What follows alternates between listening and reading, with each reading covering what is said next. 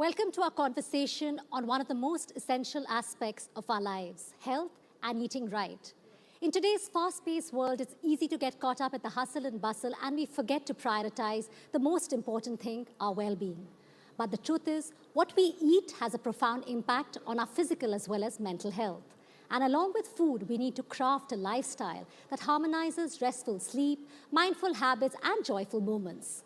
Joining me today are experts who are passionate about empowering us to make conscious choices that nurture our overall holistic well-being from the inside out, including the intricate connection between our gut and total body health. Let me introduce, we have with us Dr. Pal Manikam. He's also called the Gut Man. He's a gastroenterologist and a social influencer. We also have Ravya Arora, health and wellness educator. Thank you all so much for joining us. I think to begin with, Dr. Pal, I would want to ask you that, you've really transitioned your life from having that health scare, like a mini heart attack, losing 50 pounds to where you're today. What would you like to tell our youngsters, our viewers on eating right? So eating right starts at a much younger age. I wish somebody has told me when I was 15 years. And similar to how we were born, there were other gut bacteria that were born before us. There is 100 trillion gut bacteria, which is 14 zeros right after number 1. If you line them up, it will reach from the ground all the way up to the moon. And they came much, much before than us. As soon as the baby is born outside the vaginal canal into the world, these bacteria is fighting for real estate as if we are fighting for an apartment in downtown Delhi. As soon as we have the real estate, this gut bacteria goes inside and starts populating. If we have the good gut bacteria in the first 10 years of life, that is the best investment that any mother can give to their child. Okay, so from day one, initially you need to focus on that. But Ravya, your story has been no different. Like Dr. Pal, even yours has been very inspirational. Tell us the role you think nutrition has played. Of course, you focus a lot on physical fitness as well. For you, what has worked? Honestly, I say it's 80-20, a split between nutrition and exercise. Nutrition is a key element. If I were asked, have I lost all the weight that I have, which is 38 kgs in total, just with exercise? Not at all. My nutrition has played the biggest role in that, while exercise has been something that primes that further, and together they work in a balance very well. So definitely nutrition is something that needs to be prioritized. We need to focus on protein, we need to focus on fiber, so many things, and it's very important. So good balance between physical exercise as well as eating right? Absolutely. Yeah. Okay, just coming, Dr. Pal, if I can ask you, there's this connection, it's scientifically proven as well, the link between our gut health and mental well-being. You spoke about the microbes. If you can, before we dive into the entire conversation, I think it's important for our youngsters. Everybody is trying to deal with pressure, stress, anxiety, and even with the youth, and we have them right here. What is the connection of eating? Because we all want to have pizzas and burgers and junk food, but it's not the healthiest of food. So the link with mental health, please. So if I can tell you guys that the cravings that you have for pizza, burger, or any kind of unhealthy food, first of all, it is not you. So don't blame yourself. Blame the bad gut bacteria that is inside your gut that is making you crave for this. When you are going to the app of Swiggy and then ordering that late midnight biryani, it is there because the bad gut bacteria wants that biryani. Okay, even though you try to be healthy, your willpower is very high, your bad gut bacteria will always win. So it takes time. It takes time. So in our research and in our clinical patients as well, when patients comes with depression and anxiety, what we have figured out was the problem is not over here. The problem is in the gut. It's a strong connection with more than 1 million neurons connecting the gut with the brain. If you will not believe, Ambika, when the patient comes with anxiety, we don't give them medications for anxiety anymore. We analyze their dietary habits and we give natural foods which will increase the certain chemical that will help them and relieve the anxiety by itself. So the midnight craving of hot chocolate fudge, we can actually blame it on our gut microbe. But yeah? not too much. Not too much, yeah, but then we don't need to keep that. Ravi, I request, You if you could just put your mic closer. Healthy gut microbiome that's very diverse and accepts a lot of food groups. And that'll happen if you slowly build it that way. But if you already have an imbalanced gut, your cravings are going to be so much more as well. Yeah, I think that's also that's important to understand that as well, Ravya. But I wanted to ask you, because we've spoken about the angle of mental health. Also want to ask you about intuitive eating. That's something you speak about. Give our youngsters tips on that. So intuitive, let me break it down. Intuitive eating is eating based on how your body is feeling. I struggled with eating disorder, so I had a very complicated relationship with food where I didn't see food as nutrition or fuel, but I saw it as the enemy. I thought of it as what can I possibly do to, eat what I want to, but still lose weight. It was a very difficult territory for me to tackle. So intuitive eating came in that way that it negated the little, classification we give to food in our head. So good food, bad food. It questioned my food police, that why do I think that I can't particularly have this? It made me more intuitive and helped me develop an understanding of my body.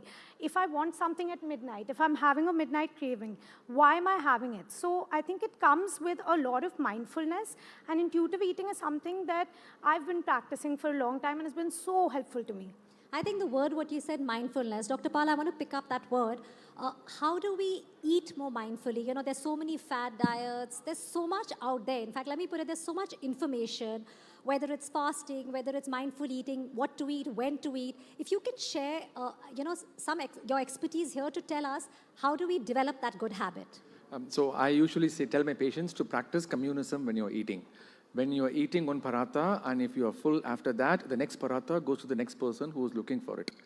So if that is being continuously monitored, and remember I told you that the gut is connected to the brain, the key thing is you can change the way that the gut connects to the brain in 3 months. So let's say you don't like broccoli at all. I live in California, broccoli is the only thing that is available, and absolutely I hate it initially. But I made myself eat slowly, like one broccoli at a time, 2 broccoli at a time. And I know, because I know this connection already, in 3 months, I'm not exaggerating, that has become my favorite food. So everything can be malleable. When you change that habit, then that will feed your mind in a way that you will actually choose healthy foods. So similar to how you navigate the way in the lunch to actually get the food, the gut bacteria will also make you navigate and then choose the right healthy choice. So also developing, I think, for like you said today, but you still love it even now in spite of so many years? Broccoli? I love it even more. Even more. So I just chose broccoli because many people think that, I don't like this and everything. Yeah. So there will be other things that you can actually change the way that you look at it. Yeah. At the same time, if you're similar to, let's say you keep on ordering burger, pizza on Swiggy, you will never able to cut out of the vicious cycle at all. So initially, you need to choose an alternative food. For example, you are craving for chocolates. The cravings will not go down right away. You will have to find an alternate food similar to chocolate. For example, in my case, I was a big fan of dairy milk. I used to eat in the middle of the night. You remember the ad that they come in the middle of the cricket ground? That should be me. Okay, that's how fanatic I was at dairy milk was. Then I knew about this axis, gut-brain axis. Then what I fooled my gut by choosing a dark chocolate-covered almonds to go for whenever I had the sugar cravings. And then slowly, I took out of this addiction. So I think tuning your mind here is very critical. I think, Ravya, again, you create content. Just wanting to move on that. You both are social media sensations. Of course, great journeys. We'll have our youngsters ask you all some questions. But what is a thin line, or how do you navigate between creating a content which reaches out to the viewers, but it also has authenticity? So I was also somebody who used to consume a lot of health content because I had a lot of questions around it. And sharing my fitness journey came from a place of, I worked so hard to be able to do this, and if there's someone out there, if there's a girl out there who has an eating disorder, I wish in my own way I can help her out. And it's come to this that, the queries that I get on my social media, I try to target those aspects a little more while staying true to nutrition, which is an important aspect a little bit, tapping into mental health by talking about intuitive eating and emotional eating, and also a little bit of exercise, because everything works together. So my whole idea with content is I don't only want to talk about fitness, I don't only want to talk about nutrition, but a very holistic perspective of health and wellness. And touch every aspect of, you don't know what someone else needs out there. Exactly. That's important as well. Like if you are focusing on your nutrition and you're focusing on your exercise, but your sleep is undermined, which we know for the Gen Z is so prevalent, then of course it's going to hamper your health. So that also does come in the territory of, health and wellness, and we have to see it as a full picture. Yeah, the holistic approach. Dr. Paul, like Ravya, you also, I think 2020, that pivot happened when you accidentally made that video and you had 5 million views. And today you're a social media sensation, huge following. And you are a doctor, which is pretty rare. You have this term called medcom, where you actually use humor to put out medical, medical stuff out there. How do you use humor? And also, again, similar thing what I asked to Ravya, how do you ensure that the content is created but is giving the right message and using your humor in a different way? So I realized in my social media journey is that, serious medical information can be written in like 5-10 minutes. And then I can generate like 1,000 videos. And every video will get only 1 view, and that'll be me. So then I realized that, okay, the way to reach people is to create this relatability in terms of like what will they do. Because I have been through the journey before. I was pretty big before. I was 100 kilos. Then I started doing the content based on what I did before and what I'm doing right now. So I created this artificial character where I would be able to comment on the previous version of me and then say that, okay, this is what I did. And if you want to follow which person, it's up to you. That's how you have such a... Okay, before we ask our youngsters, the youth out here, if you all have any questions, because I'm sure they all are following you, they have questions, a tip you would like to give the youngsters when it comes to healthy eating as well as physical fitness? Firstly, in terms of eating, so many Indians, young Indians, are protein deficient. So definitely look into protein and reduce alcohol consumption. That is so important. Okay, so protein, and any myths around protein? Because sometimes there are a lot of people are scared of protein. A lot of people say that, if we have too much protein, especially girls, if we have too much protein and we do weightlifting, we'll become very muscular. I'm sorry to say it takes a lot of effort to become that muscular. Yeah. And it does not happen just by meeting your basic protein requirements, which I guarantee a lot of people are not meeting. Okay, great. Dr. Pal, when it comes to gut health, gut is called the second brain, extremely important. It can, keep away serious diseases like, diabetes, cancer away. Tips you would like to give our, audience here for just keeping a clean gut, healthy gut? See, people go for colon cleanse, detox juice. You don't need all that. All you need is something, this magical word called fiber. Yes, protein is important, but even more than protein, fiber is important because I'm a gastroenterologist. So one important tip for all the people sitting over here is every meal that you're having, breakfast, lunch, and dinner, should have 10 grams of fiber every meal. Just that mind thought process, you don't have to have right away, but just the thought process of looking at your plate, assess how much amount of fiber that you have at every meal is the starting point. 100 grams of cabbage, 100 grams of carrot, 100 grams of cucumber, it's a lot. But that will transfer only to 3 grams of fiber. So just imagine, for 10 grams per meal, you should have how much amount of fruits and vegetables? It's a lot. So unless you create that conscious thought process, you will never able to reach the 30 grams of fiber per day. Average Indian consumption right now in the last 10 years is only 10 to 12 grams of fiber per day. That is why gastroenterologists are very happy. Yeah, the business is going clearly. But because we have been talking about the myths, again, fasting. You talk about, you have this whole thing of fun with fasting. What is the right way to go? Because there's so many fads. Some people say, and it doesn't work for everybody. Like I get a headache if I try and do intermittent fasting. So what really is the right way? So intermittent fasting is difficult for women because there are multiple hormonal influences during their menstrual periods and every month. But what I promote is a type of intermittent fasting. It's called time-restricted feeding. Similar to how we go to bed at night and then we wake up in the morning, all our digestive hormones go to bed right after sunset. If you're waking up in the middle of the night, will you be angry? If you're sleeping very deeply, if somebody wakes you up in the middle of the night, everybody will get angry. Yeah, of course. Of course. Same way, the hormones are getting angrier, and then the way of exhibiting the anger is not to work properly. So to maintain the quality of the insulin that is being secreted in the afternoon, you have to give a rest of at least 12 hours. In busy times, everybody's having a late night period compared to an early morning person. So many people eat around like 12 a.m., 1 a.m., or even 11 p.m. it is okay to eat at that to start with, but just be conscious that the next meal that you are eating should be a minimum of 12 hours. So we need to give our digestive system, our body, some rest.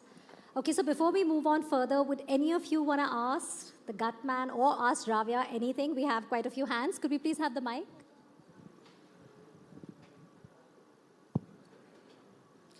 First of all, Dr. Pal, huge fan of your videos. Thank you so much. My question is to both of you. So, my name is Aziz. I'm a final year law student. So, we have very busy lives and living far away from our homes and often on a tight budget. It's very difficult for us to maintain a diverse diet and eat healthy and sometimes eat on time. Actually, we mostly miss maybe 2 meals a day even. So how do we go about it, and do we have any specific solution to it, or are there any superfoods that we can consume in order to meet those requirements? So it's a very difficult phase. Okay, I'm going to acknowledge the situation, and I have been there as well. I've been there as well. Just don't say just law people around, even medical people, the same thing. Okay, but unfortunately, this is the time period where you really need to focus on the gut health, correct? So you cannot do a lot of variety, but my suggestion to you is to just to get the knowledge and understand that, okay, so this is what my gut needs. Okay, so today I got only 3 grams of fiber. Okay, so tomorrow, then you have to compensate for the remaining 7 grams, correct? So just opening up your mind will open you up the options. Okay, if I was a law student right now, what I will focus on is, okay, so I know Dr. Pal has told me 10 grams of fiber per day, right? So I will open ChatGPT because that's the only thing that you open more than. And then say, okay, so I have apple in my mess, or okay, how much grams of fiber is that? Okay, so start educating your brain in terms of this. Then keep on looking around. That itself will solve the problem. The second thing I always say is look around for fermented foods around. For example, kimchi, kombucha, all those are like hi-fi foods. You don't even have to go there. Our normal dahi itself is more than enough. Not the dahi puri, dahi vada, only dahi. Dahi, plain yogurt. I hope that answers your question. We can just take one more question, please. Can we please have the mic?